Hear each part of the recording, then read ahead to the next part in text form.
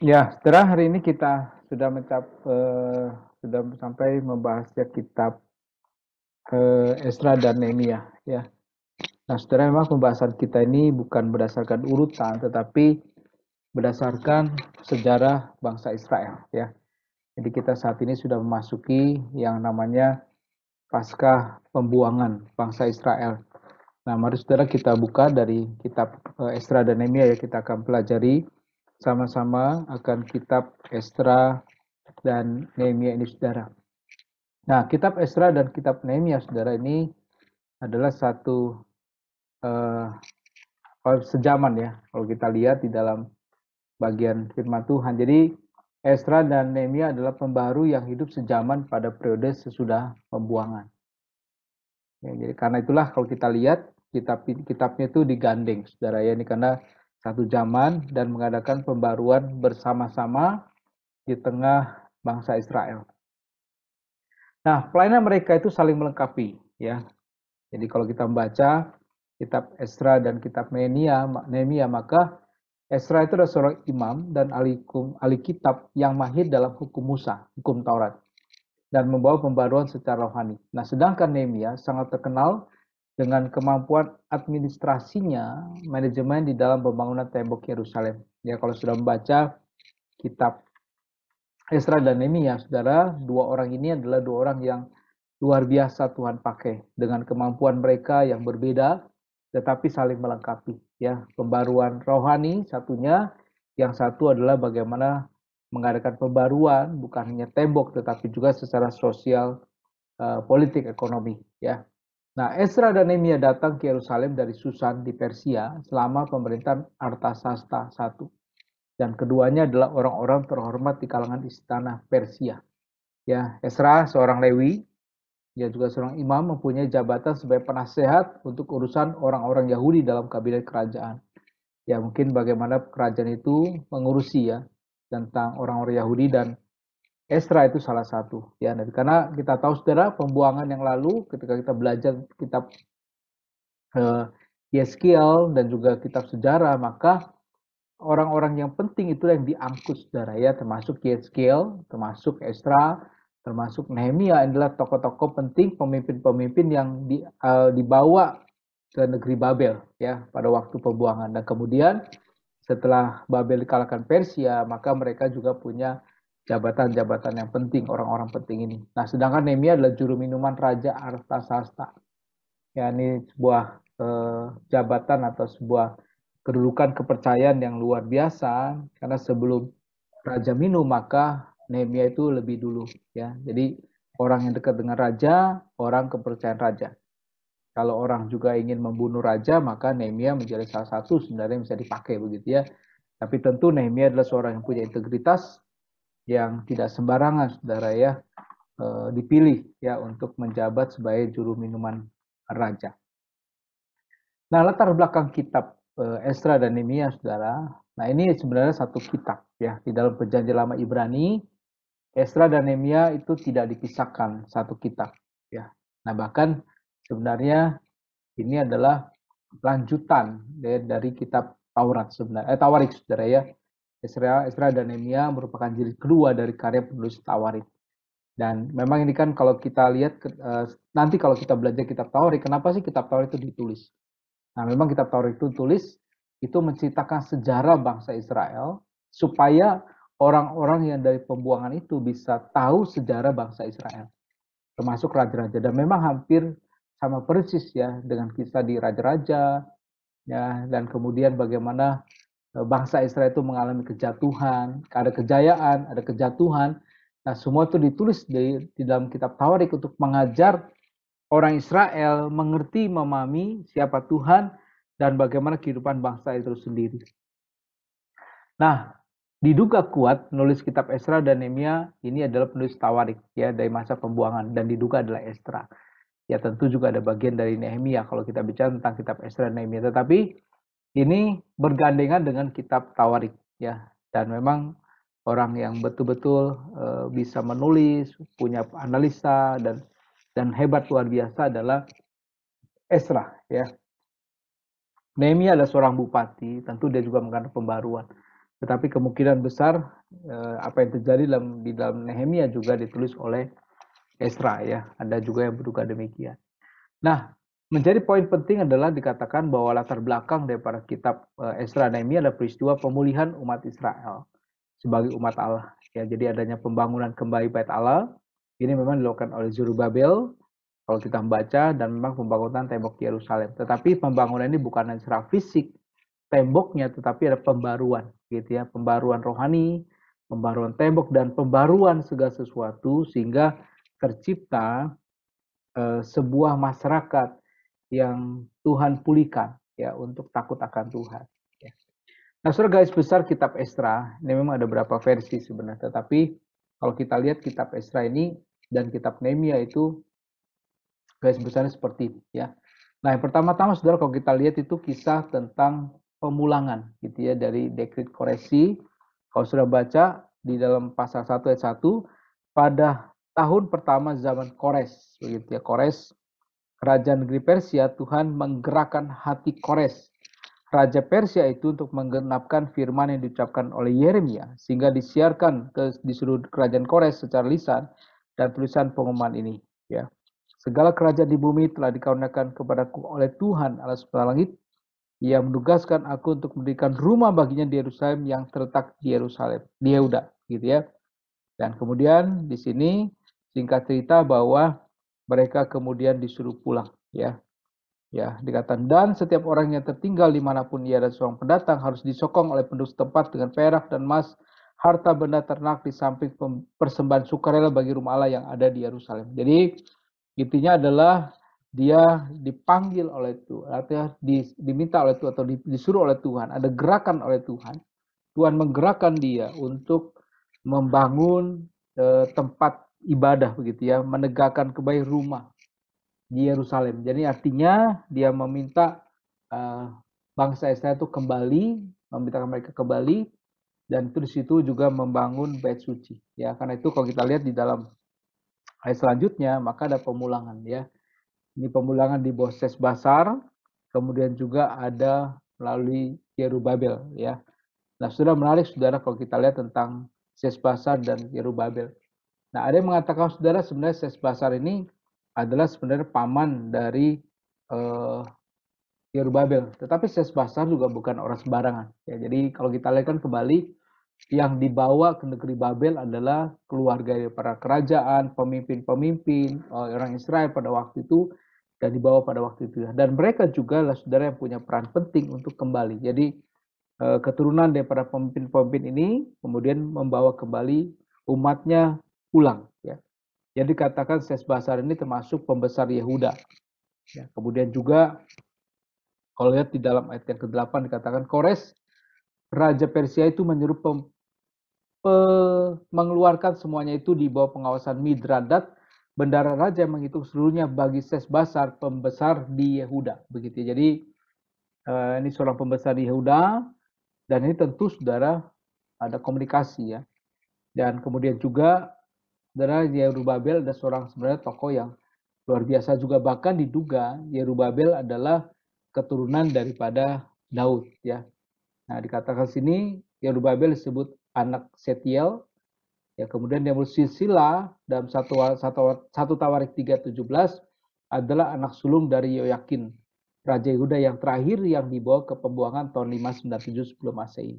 Jadi kalau bisa dikatakan dia adalah keturunan daripada Raja Yehuda begitu ya, dan karena itulah Yerubabel yang membawa pulang yang rombongan yang pertama saudara ya. Nah, setelah pulang mereka juga yang mendirikan bait suci ya. Jadi kalau kita lihat di dalam pasal 3 ayat yang sampai pasal 6 itulah mereka Yerubabel dan juga ditemani dengan beberapa tokoh termasuk ada Nabi Hagai dan Zakaria di dalam pasal 5 di dalam membangun bait suci ini ya. Kalau kita lihat pasal 5, tetapi Nabi Hagai dan Zakaria bin Ido kedua nabi itu bernubuat terhadap orang-orang Yahudi yang tinggal di Yehuda dan di Yerusalem dalam nama Allah Israel yang menyertai mereka. Pada waktu itulah mulailah Zerubabel bin Setiel dan Yesua bin Yozadak membangun rumah Allah yang ada di Yerusalem. Mereka didampingi dan dibantu oleh nabi-nabi Allah. Jadi supportnya luar biasa ketika mereka pulang. Nah, ada nabi-nabi yang pasca pembuangan itu mendampingi mereka ya, dan mereka juga lah yang kemudian bisa membangun bait suci ya, pasal 6. Nah, baru kalau kita lihat tuh Yosua pulang ya. Di dalam Yosua ke Yerusalem pasal 7, dan dia diberi kuasa untuk mengatur bait suci, rumah tangga. Artinya nih, rumah Allah gitu. Jadi gini Saudara ya, kita lihat sebelum Esra kembali ke Yehuda, ke Yerusalem, maka sudah disiapkan dulu bait sucinya. Nah, Esra ini adalah seorang imam, seorang ahli kitab Taurat, dan setelah sudah siap, dia juga ke Yerusalem. Dan kemudian disitulah dengan adanya bait suci Allah, dia bisa mengadakan pembaruan secara rohani. Ya, jadi kita lihat dalam pasal 7, 8 itu mereka persiapan untuk pulang, dan memang tidak mudah Saudara ya. Kalau kita lihat, tetapi tangan Allah, kalau kita lihat di dalam pasal 8 ayat 31 dikatakan, berangkatlah kami dari sungai Ahawa pergi ke Yerusalem pada tanggal 12 bulan pertama untuk berjalan ke Yerusalem. Dan tangan Allah kami melindungi kami dan menghindarkan kami dari tangan musuh dan penyamun. Nah, Saudara, kita tahu bagaimana tidak mudah kepulangan daripada Esra ini. Dan disitulah kita lihat bagaimana karya Tuhan bekerja untuk mengubah bangsa Israel menjadi bangsa yang takut akan Tuhan. Dan kemudian pembaruan itu diadakan di dalam pasal 9 dan pasal 10. Ya, kalau kita lihat bagaimana apa yang dilakukan oleh Esra, Saudara. Nah, kemudian kitab Nehemia sendiri, Saudara, ini bicara kemudian tentang pembangunan tembok Yerusalem. Jadi dalam pasal yang, jadi gini, Esra itu lebih dulu datang, dan baru kemudian Nehemia itu datang 13 tahun berikutnya setelah Esra. Ada jeda 13 tahun, jadi ada tindakan-tindakan Esra setelah bait suci dibangun, tetapi persoalannya tembok Yerusalem masih runtuh. Ya, dan ini menjadi ejekan, dan Nehemia juga akhirnya kedatangan tamu kalau kita lihat ya. Di dalam pasal pertama Hanani itu dikatakan, dan dia bertanya tentang orang-orang yang masih tinggal di sana, dan dia cerita, dan dia sedih karena tembok Yerusalem itu masih runtuh. Dan disitulah ada hati beban misi untuk dia membangun kembali tembok Yerusalem. Dan kemudian dia bicara, kemudian diutus saudara ya, diutus, dan kemudian terjadi pembangunan tembok. Walaupun berat, walaupun dapat perlawanan tidak mudah, ya, tetapi dia tetap berjuang ya habis-habisan untuk membangun tembok Yerusalem, dan akhirnya tembok Yerusalem itu selesai Saudara ya. Kalau kita lihat Saudara, begitu singkat waktu yang tercapai itu sekitar 52 minggu Saudara, sehingga semua bisa dibangun dengan luar biasa. Itu karena tangan Allah juga yang betul-betul memimpin, menyertai pembangunan daripada tembok Yerusalem ini. Nah, baru setelah itu Saudara, kalau kita lihat di dalam bagian firman Tuhan, itu mulai ada keluhan-keluhan ya tentang kehidupan orang-orang Israel di masa itu ya. Jadi pada masa itu tidak mudah, dan kemudian kita lihat mulai ada keluhan-keluhan yang sampai kepada Nehemia. Dan Nehemia Saudara diutus itu sebagai seorang nabi. Dan di situ kita lihat bagaimana akhirnya Nehemia itu mengadakan pembaruan-pembaruan, Saudara ya, pembaruan-pembaruan yang dilakukan begitu oleh Nehemia dengan beberapa rekan ya. Jadi kalau kita lihat di situ bagaimana terjadi perubahan yang luar biasa yang dilakukan oleh Nehemia ya. Dan kita lihat juga bagaimana setelah peristiwa pembaruan ini, kemudian ada pembaruan yang dilakukan oleh Esra melalui pembacaan hukum Taurat ya di dalam pasal 7 ayat 73 sampai kemudian pasal yang 10 ya, itu ada pembaruan perjanjian. Jadi ada pembacaan Taurat setelah semua berhasil, semua baik. Nah, ini terjadi begitu ya. Nah, menarik Saudara kalau kita lihat, memang catatan tentang Nehemia itu tidak ada pada kitab Esra. Tapi kisah tentang Esra itu ada dalam kitab Nehemia. Ya, artinya bagaimana mereka juga berkolaborasi untuk mengadakan pembaruan-pembaruan. Jadi kedatangan Nehemia bukan artinya Esra gagal, tetapi ada fokus yang berbeda antara Esra dengan Nehemia. Esra itu bicara tentang rohani ya, dan Nehemia itu bicara tentang fisik. Dan kita lihat bagaimana kemudian pembangunan-pembangunan dilakukan secara fisik, pembaruan-pembaruan terjadi, ya, dan banyak hal-hal yang diatur kembali oleh Nehemia. Bahkan yang menarik adalah sebenarnya Nehemia juga yang membentuk dua paduan suara. Saudara ya, kalau sudah baca dalam pasal 12 ayat 31, lalu aku mempersilahkan para pemimpin orang Yehuda naik ke atas tembok dan kubentuk dua paduan suara yang besar, yang satu berarah ke kanan di atas tembok jurusan pintu gerbang, dan selanjutnya begitu ya. Ini pada waktu penghabisan tembok Yerusalem. Artinya apa, saudara? Nehemia itu punya kemampuan administrasi, memanage, kalau kita lihat memanage kota sebagai seorang bupati, dia punya kemampuan yang hebat luar biasa.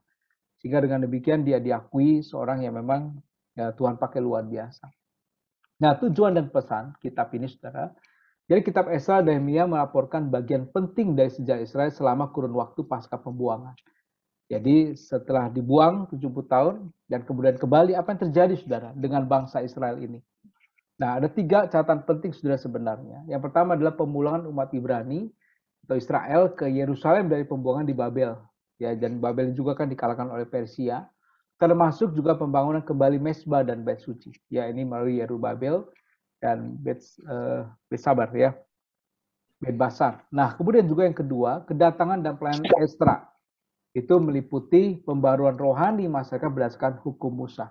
Jadi Esra membacakan kitab Musa. Dia ada seorang ahli kitab, seorang yang mengerti benar, dan kemudian melalui pemahaman firman yang dia dapatkan, saudara, dia kemudian mengadakan pembaruan terhadap bangsa Israel. Nah, baru kemudian kedatangan dan pelayanan Nehemia meliputi perbaikan tembok Yerusalem dan pembaruan di bidang sosial dan ekonomi. Nah, ini sudah 3 catatan sebenarnya garis besar utama begitu ya, tentang sejarah utama dari kitab Esra dan Nehemia. Jadi kalau saudara ingin tahu intisari pada kitab Esra dan Nehemia, 3 hal ini, saudara. Jadi pertama itu pemulangan umat Ibrani dipimpin oleh Yerubabel dan Sesbasar. Ya, kemudian juga terjadi pembangunan Bait Suci. Setelah Bait Suci sudah dibangun, datang Esra. Ya, dia mengadakan pembaruan, terfokus Bait Suci yang ada, yang sudah dibangun. Nah, setelah kemudian terjadi pembaruan, masuk Nehemia melengkapi lagi tembok Yerusalem dan melakukan pembaruan di bidang sosial dan ekonomi. Karena tidak cukup hanya bicara tentang rohani, tetapi masih banyak hal-hal yang diatur, keluhan-keluhan yang sampai kepada Nehemia. Nah, artinya penulisan kitab Esra dan Nehemia ini dikarenakan adanya kebutuhan untuk memelihara catatan mengenai pemulangan umat Ibrani dari pembuangan di Babel ke Yerusalem. Ya, jadi orang bisa tahu apa yang terjadi setelah pasca pembuangan melalui kitab Esra dan Nehemia, begitu ya. Jadi di situ kalau kita lihat memang kuncinya, perannya adalah bagaimana kedua kitab ini memberikan pengajaran, memberikan catatan sejarah yang penting untuk kita mengetahui bagaimana bangsa Israel itu setelah 70 tahun dibuang, kemudian kembali dari pembuangan. Nah, kita lihat, saudara, karya dan peran Esra. Tentu ada Zerubabel. Ya, kalau Zerubabel perannya adalah memimpin pulang ke Yerusalem dan membangun tembok Yerusalem. Ya, tentu bersama dengan Hagai, bersama dengan Zakaria, begitu ya. Kalau kita lihat di dalam pasal 5 tadi, saudara, Hagai dan Zakaria yang mendampingi daripada Zerubabel. Nah, tapi saudara, memang nama kitab ini adalah kitab Esra dan Nehemia. Tentu fokus kita kepada Esra dan Nehemia. Yang pertama, saudara, yang tadi saya sudah ungkapkan, peranan pertama adalah membawa pembaruan rohani. Ini menjadi kunci penting daripada Esra. Dia seorang imam, dia cinta firman, dia cinta Taurat, dan dia mengadakan pembaruan ini berdasarkan hukum Taurat. Karena cintanya kepada hukum Taurat, dia rindu bangsa Israel ini tidak kembali lagi mendapatkan pembuangan. Itu kerinduan dia. Ya, dia tahu bahwa bangsa Israel sudah bersalah karena dosanya bangsa Israel dibuang, dan dia rindu bangsa Israel itu menjadi bangsa yang taat kepada firman. Dia pelajari firman dengan baik-baik dan dia sampaikan, saudara. Jadi intinya kalau memang betul-betul mau umat ini diberkati oleh Tuhan, maka mereka harus kembali kepada Tuhan. Nah, kemudian juga perannya adalah mengangkat pemimpin dan hakim. Ya, kalau sudah membaca di dalam Esra pasal yang ke-10 di situ dikatakan dia mengangkat, dikatakan di situ, maka Imam Esra memilih beberapa orang kepala-kepala kaum keluarga, masing-masing untuk kaum keluarganya, semuanya dengan nama disebut. ya. Pada hari pertama bulan ke-10 mereka bersidang untuk menyelidiki perkara itu. Dan mereka menyelesaikan segala urusan mengenai orang yang perempuan asing itu pada hari pertama bulan pertama. Jadi punya kemampuan juga saudara untuk karena menyelesaikan terutama masalah-masalah yang terjadi pada waktu Ezra pulang. Ya, jadi kan ada masa ketika Yerubabel pulang, kemudian juga dia melihat ternyata juga ada bangsa-bangsa, ada orang-orang Israel yang tidak hidup sesuai dengan kebenaran firman Tuhan. Jadi kita tahu saudara, ada sebagian yang diangkut ke negeri Babel, pemimpin-pemimpin bangsawan, orang-orang pandai, tetapi ada rakyat biasa yang ditinggal di Yerusalem, ya di kota rentuhan di situ. Jadi bukan artinya semua diangkut, tidak, tapi ada orang-orang Israel yang memang tertinggal di sana. Nah, disinilah dikatakan mereka punya masalah. Nah, saudara, masalahnya apa? Yaitu kawin campur, perkawinan campuran. Dan inilah yang didapat, keluhan yang pertama yang didapat oleh Ezra, begitu ya. Jadi kalau kita lihat ketika dia pulang, saudara, di dalam pasal 9, sesudah semuanya itu terlaksana, datanglah para pemuka mendekati aku dan berkata, orang-orang Israel awam, para imam dan orang-orang Lewi tidak memisahkan diri dari penduduk negeri dengan segala kekejiannya. Yang dari orang Kanaan, orang Het, orang Feris, orang Yebus, orang Amon, orang Moab, orang Mesir, dan orang Amori. Karena mereka telah mengambil istri dari antara anak perempuan orang-orang itu untuk diri sendiri dan untuk anak-anak mereka. Sehingga bercampurlah benih yang kudus dengan penduduk negeri, bahkan para pemuka dan penguasa yang lebih dahulu melakukan perbuatan tidak setia itu. Nah, saudara, menarik saudara. Jadi ada sebagian yang sudah pulang, ada sebagian yang pulang bersama Yerubabel, itu kemudian mengambil istri, mengambil suami, mengambil menantu dari kalangan orang-orang bukan Israel. Nah, disinilah peranan Ezra untuk memurnikan identitas orang Yahudi. Dan kita tahu saudara bagaimana kemudian mereka harus memisahkan orang-orang tersebut, ya punya istri harus diceraikan, dan semua saudara itu harus dilepaskan. Nah, kalau kita lihat begitu kejamkah Ezra, saudara ya. Mengapa dikatakan Ezra meminta mereka untuk melepaskan diri? Bahkan kalau kita lihat tuh Ezra itu luar biasa, saudara ya. Dia sangat tegas, dia sangat keras. Di sini kalau kita lihat sini, saudara ya. Saya akan bacakan. Nah, ayat 7, pasal 10 ayat 7. Lalu disiarkanlah pengumuman di Yehuda dan di Yerusalem kepada semua orang yang pulang dari pembuangan untuk berhimpun di Yerusalem. Barang siapa dalam 3 hari tidak datang, maka menurut keputusan para pemimpin dan tua-tua segala hartanya akan disita dan ia akan dikucilkan dari jemaah yang pulang dari pembuangan. Ya, kemudian lalu berhimpunlah semua orang laki-laki Yehuda dan selanjutnya, ya. Dan di situ dikatakan dia bangkit dan berkata mereka, kamu telah melakukan perbuatan tidak setia karena kamu memperisti perempuan asing dan dengan demikian menambah kesalahan orang Israel. Tetapi sekarang mengakulah di hadapan Tuhan. Ya, dan kemudian di sini pisahkanlah dirimu dari penduduk negeri dan perempuan-perempuan asing itu. Nah, saudara, kenapa saudara harus memisahkan diri? Karena saudara ini bicara tentang identitas orang Yahudi. Ada yang mengatakan saudara kalau mereka berkawin campur dengan bangsa yang lain, maka bangsa Israel itu akan lenyap. Ya, tidak ada lagi bangsa Israel. Identitas sebagai orang pilihan, orang Yahudi itu tidak akan ada lagi karena sudah campur. Sama seperti orang Samaria, saudara. Orang Samaria itu sudah campuran. Jadi identitas orang Yahudi itu tidak ada lagi, kemurniannya itu tidak ada lagi. Memang kalau kita lihat betapa kejamnya, sudah terlanjur mungkin mereka punya anak, mereka punya keluarga, tapi bagi Ezra, kalau memang betul-betul sebagai umat pilihan Allah yang mengasihi Tuhan, harus kudus di hadapan Tuhan, memisahkan diri dengan mereka. Karena bukan hanya bicara tentang satu bangsa, identitas bangsa Israel, tetapi bicara tentang iman mereka kepada Allah. Ya, kalau kita lihat di sini bagaimana juga menyinggung daripada Salomo begitu ya. Salomo yang terbawa oleh perempuan istri-istrinya begitu ya. Dan kemudian ini akhirnya bisa takutnya mereka juga terbawa oleh istri-istri mereka yang asing. Dari sini katakan Ezra mengatakan harus mereka memisahkan diri dari mereka dan memurnikan identitas daripada orang Yahudi. Nah, saudara, selanjutnya juga Ezra juga menjadi seorang yang mengajar hukum Taurat. Dan di sini kalau kita lihat dalam kitab Nehemia, di situ dijelaskan bagaimana Ezra bukan hanya membaca tentang hukum Taurat, tetapi dia mengajarkan begitu ya. Dia mengajarkan kepada banyak orang di sini.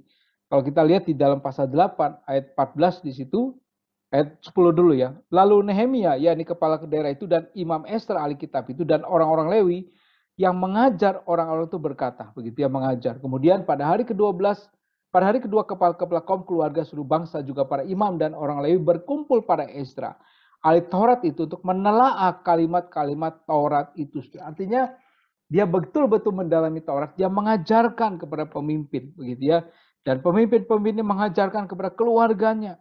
Dan di situ kemudian mereka membaca firman Tuhan setiap hari. Ya, dibaca tiap hari dari pertama sampai terakhir, dan itu menjadi bagian ya dari memang dari acara Hari Raya Pondok Daun. Tetapi di situ mereka dikembalikan kepada firman, begitu ya, oleh Esra, dan firman Tuhan itu yang bisa mengubah kehidupan daripada bangsa Israel ya, termasuk saudara khotbah kemarin ya, bagaimana firman itu bisa mengubah keluarga ya, dan itu reformasi. Nah, sudah mari kita lihat juga karya daripada Nehemia. Tentu yang pertama adalah membangun tembok Yerusalem. Ini karyanya yang luar biasa. Dia menghadapi banyak tantangan, menghadapi banyak musuh. Dia harus berhadapan dengan tantangan yang tidak mudah ya. Jadi kalau kita lihat di dalam bagian firman Tuhan, saudara, dia harus menghadapi perlawanan dari Tobia dan Sambalat, ejekan, serangan bersenjata, tipu muslihat musuh, kemudian juga bagaimana juga ada ancaman-ancaman untuk membunuh dia, bahkan ada nabi yang disewa untuk menubuatkan hal yang tidak baik. Ya, bahkan dikatakan itu tangan kanan pegang alat, tangan kiri pegang senjata. Dan inilah bagaimana Nehemia itu seorang yang bukan hanya saya katakan seorang yang ahli arsitek, tetapi dia juga seorang militer yang luar biasa. Dia bisa mempunyai strategi berhadapan dengan musuh, mengalahkan musuh. Nah, kemudian juga dia memperbaiki situasi sosial dan ekonomi ya. Dia bahkan saudara berani juga tidak mengambil gajinya begitu ya, demi untuk membantu rakyat yang ada begitu. Kalau saudara lihat di dalam pasal yang kelima dari Nehemia ini ya sampai pasal yang ke-7 begitu ya. Pasal, dan terutama pasal 5 dan 6 itu dia mengadakan pembaruan saudara ya. Nah, kemudian membawa orang Israel kembali. Jadi itu dalam catatan yang pertama. Ya, setelah dia sudah membangun tembok Yerusalem, dia kembali saudara dalam rombongan yang kedua. Dan tentu dia juga mengatur pemerintahan dan urusan agama. Ya, ini hal yang luar biasa sebenarnya dilakukan oleh Nehemia. Ya, jelas sosok yang Tuhan pakai luar biasa. Ada visi yang jelas. Dia juga orang yang takut akan Tuhan. Jadi Nehemia ini bukan hanya seorang yang betul-betul Tuhan pakai mengatur segala sesuatu, tapi juga menjadi orang takut akan Tuhan.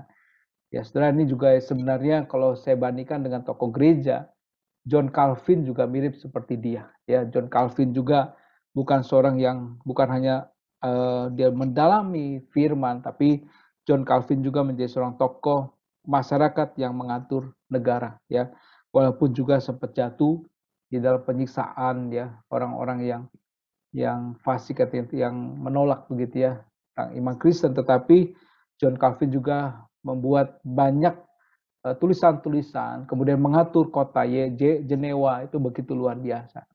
Jadi kalau sudah membaca tulisan-tulisan dia bukan hanya bicara tentang teologi, tetapi bagaimana mengatur daripada sebuah negara, ada politiknya dan segala macam. Jadi kalau sudah belajar tentang teologi Calvin, maka juga dia bicara tentang politik juga, pemerintahan dia juga bicara, saudara ya. Nah, tema utama saudara, yang pertama adalah penggenapan janji Allah. Ini menjadi tema yang utama. Kenapa? Karena janji Allah saudara membuang 70 tahun bangsa Israel. Dan dia, saudara, itu tidak melupakan. Dan dia kembalikan bangsa Israel itu kembali ke tanah Yerusalem. Yehuda begitu ya. Dan ini luar biasa. Allah itu tidak sembarang ngomong, tapi Tuhan juga berjanji. Ya. Nah, kemudian juga ada pembaruan perjanjian. Jadi setelah mereka kembali tanah pembuangan, maka mereka juga harus ditegaskan bahwa mereka itu adalah umat perjanjian. Dan umat dan perjanjian ini saudara ditandai dengan permohonan ampun. Jadi pengudusan sebuah bangsa setelah dikuduskan, maka Tuhan berkenan kepada mereka. Dan setelah itu mengikat perjanjian. Tuhan menerima mereka sebagai umatnya. Dan Tuhan juga menjadi Allah mereka. Kan perjanjian demikian, covenant. Jadi kalau kita bicara tentang perjanjian, maka ada dua pihak. Nah, di sini saudara, makanya kalau kita lihat di dalam kitab Nehemia, ketika perjanjian itu dibuat kembali, maka hal yang pertama adalah pengampunan dosa dulu. Ya, pengampunan dosa, minta ampun, setelah itu kemudian baru ada piagam perjanjian. Ya, bagaimana mereka berjanji sebagai umat Allah, mereka itu akan berpegang. Nah, kalau sudah baca dalam Nehemia pasal 9, mereka di sini katakan, sekarang ya Allah kami, Allah yang maha besar, kuat dan dahsyat, yang berpegang pada perjanjian dan kasih setia. Janganlah kau pandang remeh segala kesusahan yang telah dialami oleh kami, oleh raja kami, dan seterusnya. Tetapi dikatakan, tetapi engkau yang benar dalam segala hal yang menimpa kami, karena engkau berlaku setia dan kamilah berlaku fasik. Ya, jadi di sini mereka mengakui mereka orang berdosa, tetapi juga mereka rindu bagaimana mereka juga mau menjadi umat yang kudus di hadapan Tuhan. Bahkan di sini juga mereka punya komitmen untuk melakukan hal-hal yang benar di hadapan Tuhan. Ya, jadi ada pembaruan perjanjian yang dilakukan terhadap di dalam orang Israel ini. Nah, saudara, selanjutnya adalah providensi Allah, saudara ya. Providensi Allah ini sangat penting. Jadi bagaimana juga pemeliharaan Tuhan yang dahsyat di dalam kehidupan bangsa Israel. Jadi providensi Allah ini adalah termasuk di situ kedaulatan Allah, bagaimana Allah juga ikut campur tangan. Saudara, kadang-kadang memang tidak masuk logika. Bagaimana mungkin Raja Persia itu memberikan keleluasan untuk bangsa Israel kembali. Tapi saudara, disinilah providensi Allah. Bagaimana pemeliharaan Allah terhadap umat Israel. Makanya dalam pasal yang pertama ayat 1 dalam kitab Esra, dikatakan begini, pada tahun pertama zaman Kores, Raja negeri Persia, Tuhan menggerakkan hati Kores. Jadi Tuhan yang berkarya, begitu ya. Tuhan yang punya kedaulatan untuk berkarya, melakukan rencananya, ya, dalam pemeliharaannya. Ya, dari sini katakan Raja Persia untuk menggenapan firman yang diucapkan oleh Yeremia. Jadi penggenapan janji, penggenapan firman, karena Yeremia berjanji bahwa umat Israel itu tidak dibuang selamanya tapi akan kembali. Ya, di sini dikatakan bagaimana Tuhan tuh memakai Raja Kores untuk memulangkan, ya. Dan Tuhan bisa pakai siapapun. Makanya orang bilang Kores pun itu hamba Tuhan. Karena memang kalau kita lihat sini, Kores itu akhirnya mengakui bahwa Allah yang disembah orang Israel ada Allah yang ajaib. Kita tidak tahu, saudara, apa yang mendasari Kores melakukan hal ini. Mungkin bisa saja Kores itu mendapatkan penglihatan atau didatangi oleh Allah. Kenapa, saudara? Karena dia berkata demikian di dalam ayat yang kedua pasal pertama. Beginilah perintah Kores Raja Persia. Segala kerajaan di bumi telah dikaruniakan kepadaku oleh Tuhan Allah semesta langit. Saya bayangkan, dia mengakui kekuasaan yang dia dapatkan, kerajaan di bumi ini, itu karena karunia daripada Tuhan. Dia mengenal Allah, begitu ya, Allah Israel. Telah dikaruniakan kepadaku oleh Tuhan. Tuhan ini adalah Tuhan, memakai kata Tuhan besar, Yahweh, nama pribadi daripada Allah Israel. Di sini Allah semesta langit. Ia menugaskan aku untuk mendirikan rumah baginya di Yerusalem yang terletak di Yerusalem. Jadi jelas dia mendapatkan tugas daripada Allah yang maha besar itu, Allah Yahweh itu, untuk membangun rumah Tuhan. Karena rumah Tuhan ini baik suci sudah diruntuhkan ya pada masa kerajaan Tuhan, kehancuran bangsa Israel. Nah, yang tetap di Yehuda. Nah, siapa di antara kamu termasuk umatnya, Allahnya, menyertainya. Jadi semua umatnya disertai suruh pulang, begitu ya. Biarlah ia berangkat pulang ke Yerusalem yang terletak di Yehuda dan mendirikan rumah Tuhan, Allah Israel, yakni Allah yang diam di Yerusalem. Ya, bahkan ya setiap orang yang tertinggal dimanapun dia ada seorang pendatang harus disokong oleh penduduk setempat dengan perak dan emas, harta benda dan ternak di samping persembahan sukarela bagi rumah Allah ada di Yerusalem. Jadi ketika mereka pulang, maka mereka juga seluruh rakyat begitu ya, orang-orang yang dekat dengan mereka membekali ya dengan segala macam barang-barang begitu ya. Ayat yang ke-6, dan segala orang di sekeliling mereka membantu mereka dengan barang-barang perak, dengan emas, harta benda dan ternak, dan dengan pemberian yang indah-indah selain daripada segala sesuatu yang dipersembahkan dengan sukarela. Saudara, ini aneh, saudara ya. Bagaimana luar biasa. Bahkan Kores juga mengeluarkan perlengkapan rumah Tuhan yang telah diangkut Nebukadnezar dari Yerusalem dan ditaruhnya di dalam kuil Allahnya. Kores yang ditaruhnya begitu ya. Kores Raja Persia itu mengeluarkan semuanya itu di bawah pengawasan Midretat, bendahara raja, yang menghitung seluruhnya bagi Senbasar, pembesar di Yehuda. Ya, 9, 10, 11 itu kemudian jumlah-jumlahnya. Ya, sudah tahu sudah ketika barang-barang ini tabut perjanjian dibawa pulang, maka terjadi hal-hal yang ajaib. Ya, dan semua takut saudara dengan tabut perjanjian, karena tabut perjanjian itu kehadiran daripada Tuhan. Dan disinilah saudara kita tahu Raja Kores mengerti benar, ya, dan dia pulangkan semua pembendaraan, dia kembalikan, dan tentu pembendaraan ini perlu tempat, ya, sehingga kemudian dibangun bait suci, gitu. Dan barang-barang ini luar biasa.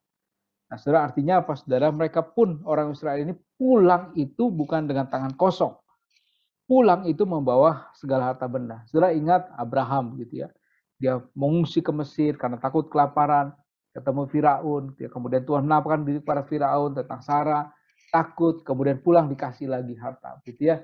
Jadi saudara, sebuah pemeliharaan Tuhan yang luar biasa, providensi Allah terhadap umat Israel yang luar biasa.